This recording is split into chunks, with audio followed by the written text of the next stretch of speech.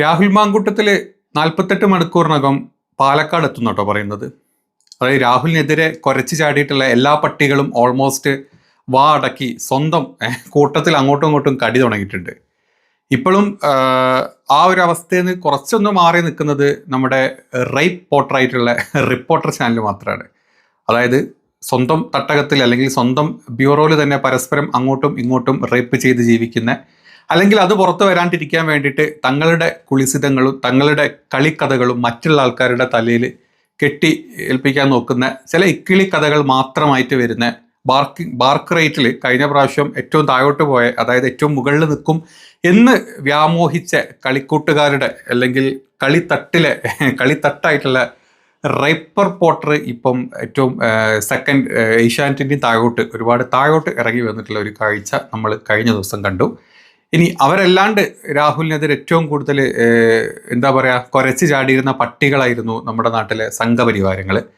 അതിൽ തന്നെ കൂട്ടത്തിൽ നല്ലൊരു ഗുണ്ടനെയും അതുപോലെ ഗുണ്ടന്റെ നേതാവായിട്ടുള്ള മറ്റൊരു പൂവൻ കോഴിനെയും അല്ലെങ്കിൽ ഒരു പെൺപിടിയനെയും കിട്ടിയപ്പം അവർ പരസ്പരം അങ്ങോട്ടും ഗുണ്ടനും അല്ലെങ്കിൽ ഗിരിരാജൻ കോഴി തമ്മിൽ പാളയത്ത് തല്ലായിട്ടുണ്ട്.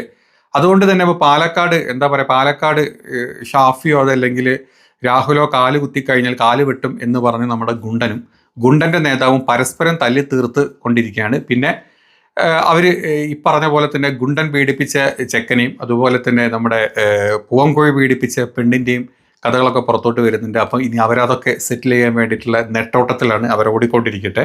പിന്നെ നമ്മുടെ നാട്ടിലെ അന്തം കമ്മികളായിരുന്നു. അന്തം കമ്മികളും ഇപ്പം വല്ലാണ്ട് പുറത്തോട്ട് വരുന്നില്ല. കാരണം അന്തം കമ്മികൾക്ക് മനസ്സിലായി ഇങ്ങനൊരു കഥ ഇറക്കി വിട്ട സമയത്തെ, ഇങ്ങനത്തെ ചില കഥകൾ ഇറക്കി വിടുന്ന സമയത്ത് പണ്ടും പല കഥകൾ ഇവന്മാരെ ഇറക്കി വിട്ട അവസാനം തിരിച്ചു കൊത്തിയിട്ടേ ഉള്ളൂ. അതുപോലെ തന്നെ ഈ ഒരു കഥയിലും ഇവന്മാരെ ഇറക്കി വിട്ട പലരും, അല്ലെങ്കിൽ നമ്മുടെ റൈപ്പ് പോർട്ടർ ത്രൂ ഇവന്മാരെ ഇറക്കി വിട്ട പല കഥകളും പറഞ്ഞ് അവസാനം ഇവരുടെ പല മന്ത്രിമാരും അല്ലെങ്കിൽ പല MLA മാരും തന്നെ പണ്ട് കളി കെടുത്ത അല്ലെങ്കിൽ കളിച്ചു വിട്ട കുട്ടികളുണ്ടാക്കിയ വല്ലൊരു ആയിരിക്കും എന്നുള്ളൊരു തോന്നൽ വന്നതുകൊണ്ടായിരിക്കാം ഈ പറഞ്ഞ നമ്മുടെ അന്തം കമ്മികളും ഇച്ചിരി ഒന്ന് ബാക്കോട്ട് മാറി നിൽക്കുന്നുണ്ട്. ഇതാണ് ഇപ്പം പാലക്കാടിൻ്റെ ഒരു അവസ്ഥ എന്ന് പറയുന്നത്. ഏതാണെങ്കിലും നമ്മുടെ റൈപ്പ് പോർട്ടർ മാക്സിമം ട്രൈ ചെയ്യുന്നുണ്ട് എങ്ങനെയെങ്കിലും രാഹുലിനെതിരെ വീണ്ടും അലിഗേഷൻസും കാര്യങ്ങളായിട്ട് കൊണ്ടുവരാൻ. മറ്റ് വാർത്താ ചാനലുകൾ ഇപ്പം മൈൻഡ് പോലും ചെയ്യുന്നില്ല. റിപ്പോർട്ടർ രാവിലെ തന്നെ വന്നിട്ട് ബേക്കിംഗ് റിപ്പോർട്ടർ എന്നും പറഞ്ഞിട്ട് ഇങ്ങനെ പലതും വിട്ടുകൊണ്ടിരിക്കുന്നുണ്ട്. വിട്ട പോലെ തന്നെ ആ പറഞ്ഞ വാണങ്ങളൊക്കെ അവിടുത്തെ വാണങ്ങളുടെ ആസനത്തിൽ തന്നെ വാണം ശൂലം കുത്തി കയറുന്ന പോലെ കയറിക്കൊണ്ടിരിക്കുന്നുണ്ടോ. അതുകൊണ്ട് അമ്മമാർക്കിപ്പോൾ ഒന്നും പറയാൻ പറ്റാത്ത അവസ്ഥയാണ്.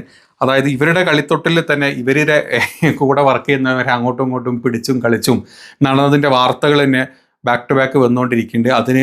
അതിനുള്ള എക്സ്പ്ലനേഷൻ പറഞ്ഞ് നമ്മുടെ മൊട്ടക്കുമാരൻ ഫേസ്ബുക്കിൽ വീണ്ടും പോസ്റ്റുകൾ ഇടുന്നുണ്ട്. അങ്ങനെയൊക്കെയാണ് അവിടുത്തെ കാര്യങ്ങൾ നടക്കുന്നത്. അപ്പം മാക്സിമം എങ്ങനെയെങ്കിലും ഷാഫിനെയും അതുപോലെ തന്നെ രാഹുൽ മാങ്കൂട്ടത്തിനെയും എതിരെ എന്തെങ്കിലുമൊക്കെ ഒന്ന് പറഞ്ഞ് എന്തെങ്കിലുമൊക്കെ ഒരു ന്യൂസ് ഇറക്കി വാല്യൂ കിട്ടുമോ എന്നുള്ളത് നോക്കി നടന്നില്ല. അതിനുള്ളൊരു ഉത്തരവും ഇന്ന് ഷാഫി വ്യക്തമായിട്ട് ഈ പറഞ്ഞ റൈപ്പ് പോർട്ടർ ചാനലിന് കൊടുക്കുന്നുണ്ട്. അതിൻ്റെ ഒരു പോർഷനും കൂടെ ഞാൻ വെച്ചിരാ, ഒന്ന് കണ്ടു നോക്കുക. ഞാൻ അവിടെ വന്ന് ഇറങ്ങിയ ആൾക്കൂട്ടത്തിൻ്റെ ഇടയ്ക്ക് പോലും പറഞ്ഞു, അവിടെ വലിയ മാധ്യമങ്ങളൊന്നും ഉണ്ടായിരുന്നില്ല. ആരോ ഒന്ന് രണ്ട് ലോക്കൽ ചാനൽ ഒരു സമരക്കാരി തന്നെ അറേഞ്ച് ചെയ്തായിരിക്കും അവർ ഫോണും കൊണ്ട് വന്ന് നിൽക്കുക. അപ്പോൾ അങ്ങനെ വന്ന് നിൽക്കുന്ന സമയത്ത് ഇത് തടഞ്ഞപ്പോൾ പോലും ഞാൻ ആദ്യം തന്നെ വണ്ടിയിൽ നിന്ന് ഇറങ്ങിയിട്ട് ഞാൻ ആരെയും വെള്ളം വെക്കാൻ പോയിട്ടില്ല. ഞാൻ അവിടെ വണ്ടിയിൽ തന്നെ ഇരുന്നു. ആളുകളെ മേലെ തട്ടാൻ പാടില്ല, ശ്രദ്ധിച്ചെടുക്കാവൂ എന്നുള്ളത് ഞാൻ അപ്പം തന്നെ ആളോട് പറഞ്ഞു. പോലീസ് ഇങ്ങനെ വളരെ ആത്മാർത്ഥമായിട്ട് അവരെ മാറ്റാൻ ശ്രമിക്കുന്ന പോലത്തെ ഒരു അനുഭവം അവിടെ ഉണ്ടായില്ല. കുറച്ച് നേരമൊക്കെ അവിടെ നിന്നോട്ടെ എന്നുള്ള ഒരു ആറ്റിറ്റ്യൂഡായിരുന്നു. ശരി, നിന്നോട്ടെ. എന്നിട്ട് പുറത്തിറങ്ങിയിട്ട് ഞാൻ പറഞ്ഞത് ജനാധിപത്യ സമരങ്ങളോട് ഇപ്പം സമരത്തിന് ലോജിക്കൊന്നും ഞാൻ കാണുന്നില്ല. ഞാൻ കഴിഞ്ഞ ദിവസം പത്രസമ്മേളനത്തിൽ ചോദിച്ചപ്പോൾ എന്നെ തടയേണ്ട ലോജിക്ക് എന്താ സമരത്തിൻ്റെ? ആ ലോജിക്ക് കേരളത്തിൻ്റെ മുഖ്യമന്ത്രിക്ക് ബാധകമാണോ? മുഖ്യമന്ത്രിയുടെ പേഴ്സണൽ സ്റ്റാഫുമായിട്ട് ബന്ധപ്പെട്ട്, അദ്ദേഹത്തിൻ്റെ പാർലമെൻ്ററി പാർട്ടിയിലെ MLA മാരുമായിട്ട് ബന്ധപ്പെട്ട് അദ്ദേഹത്തിന് ബാധകമാണോ? മന്ത്രിസഭയിലെ മന്ത്രിയായിട്ട് ബന്ധപ്പെട്ട് അദ്ദേഹത്തിന് ബാധകമാണോ? പാർട്ടി നേതാക്കന്മാരുമായിട്ട് ബന്ധപ്പെട്ട് അദ്ദേഹത്തിന് ബാധകമാണോ? അതിൻ്റെ ലോജിക്ക് എന്താ? അപ്പോൾ ആ ലോജിക്കൊന്നും അപ്ലിക്കബിൾ അല്ല. എന്നാൽ പോലും പറഞ്ഞു സമരങ്ങൾ ചെയ്യാനുള്ള അവകാശം എല്ലാവർക്കും ഉണ്ട്. ഞാൻ എൻ്റെ ലോജിക്കിനെ ന്യായീകരിക്കാൻ എനിക്ക് കഴിയില്ല. ആ സമരം എന്ത് കാരണത്താൽ എനിക്കെതിരെ സമരം ചെയ്യുന്നുള്ള ചോദ്യത്തിന് കൃത്യമായിട്ട് ഉത്തരവില്ല. പക്ഷെ അപ്പോൾ അങ്ങനെ പറഞ്ഞ് സമരം ചെയ്യുന്നതിൻ്റെ ഇടക്ക് വടകരയിൽ അന്ന് നിങ്ങൾ വന്നു പോയില്ലേ? ആ വന്നു പോയ അന്നും ഞാൻ വണ്ടി പുറത്തേക്ക് എടുക്കുമ്പോൾ ഗ്ലാസ് താത്താൻ പറഞ്ഞു. ഞാൻ ഗ്ലാസ് താത്തി കൊടുത്തു. അപ്പോൾ ഒരാൾ വന്നിട്ട് എന്തൊക്കെയോ ആക്ഷേപിച്ച് പോയി. അപ്പോൾ പുറകിൽ നിന്ന് ഒരാൾ എൻ്റെ വീഡിയോ എടുത്തതാ വടകരക്കാരേതോ പാർട്ടിക്കാരനാണ്, വടകരക്കാരേത് ആക്ഷേപിച്ച് അയക്കുന്നു എന്ന് പറഞ്ഞിട്ട് അതിങ്ങനെ നന്നായിട്ട് പ്രചരിപ്പിച്ചു. അപ്പോൾ ഇന്നലെ സമാനമായ രീതിയിൽ വന്നിട്ട് ആക്ഷേപമല്ല കേട്ടാലിറക്കുന്ന തെറി പറയുക, അത് തെറി പറഞ്ഞിട്ട് ഞാൻ ഇന്നലെ പറഞ്ഞ ഞാൻ അപ്പത്തെ വിചാരത്തിൽ ആ വാക്കുകൾ ഉൾപ്പെടെ പറഞ്ഞു, ഇപ്പം ഞാനത് ആവർത്തിക്കുന്നില്ല. ആ വാക്കുകൾ ഉൾപ്പെടെ പറഞ്ഞിട്ട് ഭയങ്കര ഭീഷണിയും കാര്യങ്ങളൊക്കെ പെടുത്തിയ അങ്ങനെ ആരുടെയും ഭീഷണിയായിട്ട് വടകരന്ന് പോകാൻ പറ്റുമോ? ഞാൻ വടകരയിൽ നിൽക്കാനും പൊതുപ്രവർത്തനം നടത്താനും ഇവരുടെ ആരുടെയും സ്പെഷ്യൽ പെർമിഷൻ വാങ്ങാൻ പറ്റുമോ? സമരങ്ങൾ ഉണ്ടായിക്കോട്ടെ, ഞാൻ ഇനിയും വേണമെങ്കിൽ സമരം ചെയ്തോട്ടെ, അതിനകത്ത് ആർക്കും പരാതിയില്ല. അപ്പം അവർ സമരം ചെയ്യണോ വേണ്ടേ എന്നുള്ളതൊക്കെ അവരുടെ തീരുമാനം. ഞാനൊരു കുഴപ്പമുണ്ടാക്കാൻ ആഗ്രഹിച്ചിട്ടില്ല. ഞാൻ അവിടുത്തെ ഭിന്നശേഷി കുട്ടികളുടെ ഒരു പരിപാടി പങ്കെടുത്തിട്ട് ഇറങ്ങിയത്. അവിടെ പിന്നെ CPM-ന്റെ മുനിസിപ്പൽ വൈസ് ചെയർമാൻ ഉണ്ടായിരുന്നു, പഞ്ചായത്ത് പ്രസിഡന്റുമാരുണ്ടായിരുന്നു. ആ ഒരു വിഷയത്തിൽ രാഷ്ട്രീയത്തിന് അതീതമായ എല്ലാവരും അവരുടെ കാര്യത്തിൽ വടകരയിൽ എടുക്കേണ്ട സമീപനങ്ങളെ സംബന്ധിച്ച് പ്രസംഗിച്ച ഒരു ചടങ്ങിന് ശേഷം പുറത്തിറങ്ങിയതാണ്. പോലീസിന് നേരത്തെ വിവരം കിട്ടിയിട്ടുണ്ടായിരുന്നു പോലും അവിടെ തടയാൻ ആൾ നിൽക്കുന്നുണ്ട്. അവരാരെയും മാറ്റിയൊന്നുമില്ല, എന്നോട് റൂട്ട് മാറ്റാനും പറഞ്ഞില്ല. ഇനി പോലീസിന് അങ്ങനെ ഒരു സീൻ ഒഴിവാക്കാൻ താല്പര്യം ഉണ്ടായിരുന്നെങ്കിൽ എനിക്ക് ടൗൺ ഹാളിൽ നിന്ന് വേണമെങ്കിൽ ലെഫ്റ്റ് തിരിഞ്ഞാൽ ഈ കാത്തു നിൽക്കുന്നവരുടെ മുമ്പിൽ കൂടെ പോകണമെന്നില്ല. അപ്പോൾ പോലീസിന് റൂട്ട് മാറ്റണമെന്നില്ല, പോലീസിന് ഒന്ന് തടഞ്ഞോട്ടെ, കുറച്ച് നേരം അവിടെ നിന്നോട്ടെ എന്നുള്ളത് ആ പോലീസിന്റെ ആറ്റിറ്റ്യൂഡ്. എന്നാൽ പിന്നെ അതായിക്കോട്ടെ എന്ന് ഞാനും ആദ്യം തീരുമാനിച്ചു. പക്ഷെ അവിടെ വന്നിട്ട് ആക്രോശിച്ചിട്ട് ഭീഷണിപ്പെടുത്തിയിട്ടും തെറി പറഞ്ഞിട്ടൊന്നും ഞങ്ങളെ പിന്തിരിപ്പിക്കാൻ കഴിയില്ല, വടകരയിൽ ഇറങ്ങി നടക്കുന്ന ഇല്ലാതാക്കാനും കഴിയില്ല. അതുകൊണ്ടാണ് പുറത്തിറങ്ങിയത്. അപ്പോഴും അങ്ങോട്ടൊരു പ്രകോപനമൊന്നും ഉണ്ടാക്കിയിട്ടില്ല. പറഞ്ഞത് ഇത്രയേ ഉള്ളൂ. അവിടെ വന്ന് ഇറങ്ങിയപ്പോഴും പറഞ്ഞത് സമരം ചെയ്യാനുള്ള അവകാശങ്ങളുണ്ട്, ആർക്കാണെങ്കിലും ഉണ്ട്. പക്ഷെ വേണ്ടാത്ത വർത്താനം പറഞ്ഞ് തെറി പറഞ്ഞു ഭീഷണിപ്പെടുത്തിയിട്ട് ഇവിടെ പുറത്തിറങ്ങുന്നത് ഇല്ലാതാക്കാന്ന് ആരും ധരിക്കേണ്ടതില്ല എന്ന് തന്നെയാണ് പറഞ്ഞത്. അതിപ്പോഴും പറയുന്നുണ്ട്. അങ്ങനെ ഞാൻ പറഞ്ഞല്ലോ, ആ വിഷയത്തിൽ കോൺഗ്രസ് പാർട്ടി എടുക്കേണ്ട നിലപാട് പാർട്ടി എടുത്തിട്ടുണ്ട്. ഇനി എന്ത് നിലപാട് അത്തരം കാര്യത്തിൽ എടുക്കണം, എപ്പോഴും പോണോ വേണ്ടേ എന്നുള്ളതൊക്കെ പിന്നെ അവിടെ പറഞ്ഞിട്ടുണ്ട്.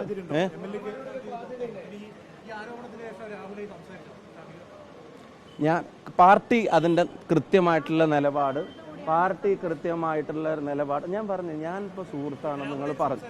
അപ്പം നിങ്ങൾക്ക് അതിൻ്റെ ഒരു പൊളിറ്റിക്കലായിട്ടുള്ള വലിയൊരു അജണ്ട ഞാൻ പറഞ്ഞു അത് CPM-ന് ഉണ്ടാവും. മാധ്യമങ്ങൾ എന്തിനാ അജണ്ട എടുക്കുന്നത്? നിങ്ങളിപ്പോൾ ഇങ്ങനെ ഒരു പിന്നെ വാർത്ത വന്നതിൻ്റെ പേരിൽ അവരുടെ സുഹൃത്തുക്കളെ മുഴുവൻ പിന്നെ പൊളിറ്റിക്കലാണോ അല്ലെങ്കിലും നിങ്ങൾ അവരുടെ സുഹൃത്തുക്കളെ മുഴുവൻ ഉത്തരവാദിയായിട്ടാണോ മറ്റ് കേസുകളിലൊക്കെ വാർത്ത കൊടുക്കാറ്? ഇവിടെ കൊലക്കേസ് കുറ്റത്തിൽ പ്രതിയായി ശിക്ഷിക്കപ്പെട്ട് കോടതി കുറ്റം പിന്നെ ശിക്ഷിച്ച് ജയിലിലടക്കപ്പെട്ട ആളുകൾ, ആ ജയിലിലടക്കപ്പെട്ട കൊടും ക്രിമിനലുകൾ പുറത്തിറങ്ങുമ്പോൾ അവർ കേസിന് പോകുമ്പോൾ പിന്നെ പുറത്തിറങ്ങിയിട്ട് പോലീസ് ഒത്താശയോടെ 4 സ്മോള് വീശാൻ അവസരം ഒരുക്കി കൊടുത്ത് അവർക്ക് ചിക്കനും കൊടുക്കാൻ കൂട്ടുനിൽക്കുന്ന ഗവൺമെന്റും ആഭ്യന്തര വകുപ്പും മുഖ്യമന്ത്രിയും ഒക്കെ ഉള്ളപ്പോൾ നിങ്ങൾ ഈ പറയുന്ന അക്കൗണ്ടബിലിറ്റി അവിടെ എവിടെയും ചാർത്താൻ നിങ്ങൾ നോക്കുന്നില്ലല്ലോ, അവിടെ എവിടെയും കൊണ്ട് കെട്ടാൻ നിങ്ങൾ നോക്കുന്നില്ലല്ലോ. അപ്പോൾ ഞാൻ പറഞ്ഞ CPM അജണ്ട അതേപടി ഒരു അജണ്ടയായിട്ട് മാധ്യമങ്ങൾ ദയവ് ഇത് ഏറ്റെടുക്കരുത്. ഞങ്ങൾ ആരും ഒളിച്ചോടിയിട്ടൊന്നുമില്ലല്ലോ. കോൺഗ്രസ് കൃത്യമായിട്ടുള്ള തീരുമാനങ്ങൾ അക്കാര്യത്തിൽ പറഞ്ഞിട്ടുണ്ടല്ലോ. ഞാൻ ആവർത്തിക്കുന്നു, ഇപ്പോൾ ഈ വാർത്തകളൊക്കെ ചോദിച്ചുകൊണ്ട് അതിൻ്റെ ഉത്തരങ്ങളും പറഞ്ഞുകൊണ്ട് ഞാൻ ആദ്യം പറഞ്ഞ പോയിന്റിൽ നിന്ന് നിങ്ങളുടെ വാർത്തകൾ ഡൈവേർട്ട് ചെയ്തിരുന്നു. നിങ്ങൾ ഇന്ന് രാവിലെ കൊടുത്ത ഇൻറ്റൻസിറ്റിയിൽ അവിടെ ഒരു ഗ്രൂപ്പ് യോഗം അങ്ങനെ നടന്നിട്ടില്ല. C. ചന്ദ്രൻ എന്ന് പറഞ്ഞ KPC ജനറൽ സെക്രട്ടറി ഇന്ന് രാവിലെ 6:30-ക്കാണ് പാലക്കാട് എത്തിയത്. ഇന്നലെ അദ്ദേഹം സ്ഥലത്തില്ലാഞ്ഞു. അതുമാത്രമല്ല, ആ വീട്ടിലേക്ക് ഞാൻ പോയിട്ടേ ഇല്ല, അദ്ദേഹം അവിടെ സ്ഥലത്തില്ലാത്തതുകൊണ്ട് ഞാൻ പോയിട്ടേ ഇല്ല എന്നുള്ള ക്ലാരിഫിക്കേഷൻ നിങ്ങളുടെ മുമ്പിൽ വന്ന് ഇങ്ങനെ പറഞ്ഞത് രാവിലെ ഗ്രൂപ്പ് യോഗം കൂടി അതിൻ്റെ അജണ്ടകളും നിങ്ങൾ തന്നെ തീരുമാനിച്ചു, യോഗത്തിൽ പങ്കെടുത്തവരാരാണെന്ന് നിങ്ങൾ തന്നെ തീരുമാനിച്ചു, എന്നിട്ട് നിങ്ങൾ വാർത്തയും കൊടുത്തു, എന്നിട്ട് നിങ്ങൾ അതിൻ്റെ വിശദീകരണം കൊടുത്തു. അവിടുന്ന് ആങ്കർ ചോദിക്കുക, അപ്പോൾ യോഗത്തിലുണ്ടായ കാര്യങ്ങളെ സംബന്ധിച്ചൊക്കെ നിങ്ങളുടെ വലിയ വിശദീകരണവും കൊടുക്കുക. ഒന്ന് ചേർന്നിട്ടില്ല, ഉറപ്പിച്ച് ഞാൻ പറയുന്നു, ചേർന്നിട്ടില്ല. ഞാൻ ഇന്നലെ എൻ്റെ കുടുംബമായിട്ടാണ് ഞാൻ ഇന്നലെ പിന്നെ അവിടെ പോയത്. ഞാൻ 10-13 കൊല്ലം MLA ആയിരുന്നിട്ടുള്ള ഒരു സ്ഥലമല്ലേ. അവിടെ ഞാൻ പോകുമ്പോൾ ആരെങ്കിലും എന്നെ കാണാൻ വന്നിരുന്ന ആ കാണാൻ വന്നവർ ഗ്രൂപ്പ് യോഗം നിങ്ങൾക്ക് പറയാൻ പറ്റാത്തതിൻ്റെ കാരണം അവിടെ മാധ്യമങ്ങൾ ഉണ്ടായിപ്പോയി, അവിടെ മാധ്യമങ്ങളുണ്ട്. അപ്പോൾ അവിടെ ഗ്രൂപ്പ് യോഗം ചേർന്നു എന്ന് പറയാൻ പറ്റില്ല. അപ്പോൾ എന്തായി, ഞാൻ അവിടെ നിന്ന് ഇറങ്ങിയ ശേഷം C. ചന്ദ്രന്റെ വീട്ടിൽ ഗ്രൂപ്പ് യോഗം ചേർന്നു എന്നൊരു വാർത്ത. അല്ല, ഞാൻ നിങ്ങളുടെ മുമ്പിൽ ഇവിടെ നിന്നിട്ടല്ല ഞാൻ പറയുന്നത്, അവിടെയും ഈ പറയുന്ന വഴിയിലൊക്കെ ഉണ്ടല്ലോ ക്യാമറ ചാനലൊക്കെ. ഞാൻ ആ വീട്ടിലേക്ക് പോയിട്ടില്ല, ഞാൻ ആ വീട്ടിൽ ഇന്നലെ പോയിട്ടുമില്ല. ഇപ്പൊ ആദ്യം ചന്ദ്രന്റെ പേര് പറഞ്ഞ് വാർത്ത കൊടുത്തു, ഇപ്പൊ ചന്ദ്രൻ ഇല്ല എന്ന് പറഞ്ഞപ്പോ താക്കോല് വേറെ എടുത്ത് കൊടുത്തു. എന്തിനാ ഇങ്ങനെ കഷ്ടപ്പെട്ടു? ആ യാഥാർത്ഥ്യം നിങ്ങൾ പറഞ്ഞ അവാസ്തവമായ കാര്യത്തെ ന്യായീകരിക്കാൻ വേണ്ടി ഇപ്പോ ഉള്ള ചന്ദ്രൻ ഇല്ലാതായപ്പോ പിന്നെ താക്കോലിനായി കുറ്റം. അല്ല, ഞാൻ അവിടെ പോയിട്ടില്ല. ഞാൻ ഈ പറഞ്ഞ വിഷയം ഒരു വാർത്ത നിങ്ങളൊന്ന് തിരിച്ചു കൊടുക്കാൻ പറ്റുമെങ്കിൽ ഒന്ന് കൊടുത്തു നോക്കാം.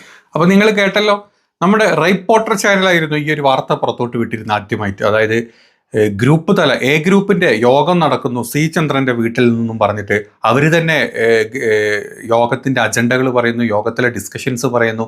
സത്യത്തിൽ പറഞ്ഞ എൻ്റെ പൊന്നു മരം മുറിച്ചേട്ടന്മാരെ, നിങ്ങൾക്ക് നിങ്ങളുടെ ചാനലിൽ അങ്ങോട്ടും ഇങ്ങോട്ടും റേപ്പ് ചെയ്യുന്ന വേട്ടാവളിയന്മാരെയും മൊട്ടകളിയൊക്കെ പിടിച്ച് ആദ്യം ചങ്ങലക്കിടാൻ പറ്റുമെങ്കിൽ അത് ചെയ്യും. ധാർമ്മികത അവിടെ കാണട്ടെ. എന്നിട്ടാക്കാം നിങ്ങൾക്ക് ഷാഫി പറമ്പിൽ എന്താ പറയുക ഗ്രൂപ്പിൻ്റെ മീറ്റിംഗ് ചേർത്തിട്ടുണ്ടോ, രാഹുൽ മാങ്കൂട്ടത്തിൽ ആരെങ്കിലും പീഡിപ്പിച്ചിട്ടുണ്ടോ ഒക്കെ അതിന് മുമ്പ് സ്വന്തം തട്ടകത്തിലെ പീഡന വീരന്മാരൊക്കെ കണ്ടുപിടിക്കും. പിന്നെ ഇന്ന് വ്യക്തമായിട്ട് ഷാഫി പറയുകയും ചെയ്തു, അങ്ങനെ ഒരു സി ചന്ദ്രൻ്റെ വീട്ടിൽ ഗ്രൂപ്പിൻ്റെ ഒരു മീറ്റിംഗ് നടന്നിട്ടുമില്ല. മൂകാംബികയിൽ എവിടെയോ പോയിട്ടുള്ള സി ചന്ദ്രൻ ഇന്ന് രാവിലെ വന്ന് മാധ്യമപ്രവർത്തകരോട് പത്രപ്രവർത്തകരോട് പറയുകയും ചെയ്തു, ഇയാൾ ഇന്ന് രാവിലെ പുള്ളിക്ക് എത്തിയിട്ടുള്ളൂ. പിന്നെ ഈ നാട്ടിൽ പോലും ഇല്ലാത്ത ആളുടെ വീട്ടിൽ ആര് യോഗം ചേർന്ന കഥയാണ് പറയുന്നത് എൻ്റെ വേട്ടാവളിയന്മാരെ, നിങ്ങളെ കൊണ്ട് വേറെ വല്ല പണിയില്ലേ എന്നാണ് ചോദിച്ചത്.